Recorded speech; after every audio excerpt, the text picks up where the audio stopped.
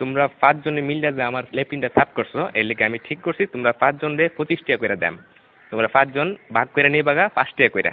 এটা আমি অঙ্ক কইরা বাইর করছি, বুঝছো? আপনি কি আমরা ব্যাককল পাইছুন?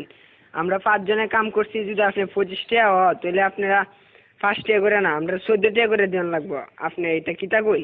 না না, ভুল কইতাছো তোমরা, বুঝছি তোমরা অঙ্ক কইরা বুঝাইতে হবে। আয়ো ব্ল্যাকবোর্ড তোমরা দেখাইতাছি। দেখো আমি কি লিখি। এই হইলো 25, 25-এ 5 দিয়ে ভাগ করলে 5 টাকা থাকে। 25 2 এর মধ্যে যা না, কিন্তু 25-এর মধ্যে যা। 25-এ 5 দিয়ে ভাগ করলে থাকে 5। এসব উল্টা পাল্টা ওইসব আপনি কইতে দিচ্ছেন, আমারটা দেন আপনি। চাই না আমরা 5। আমরা যদি 25 দিয়ে ভাগ করি তাহলে 5 2 এর ভিতরে জানা জানা তো, কিন্তু 5 আবার 5 এর ভিতরে যা। 5 1 5 তাই 0 কাটতে লামাইলাম 2। দেখুন আমরা জানি 4 5 20, তাই 4 এর 5 20, তাই ভাগফল 14, তাই আমরা 14 টাকা করে দেব। এইসব আদা সুদা কথা করতে শুনছো, আমরা তোমার গুণ করে দেয়া দিতেছি। এই দেখো এটা হচ্ছে 5, 5-এ 5 দিয়ে গুণ করলে হয় 25, বুঝতে পারছো?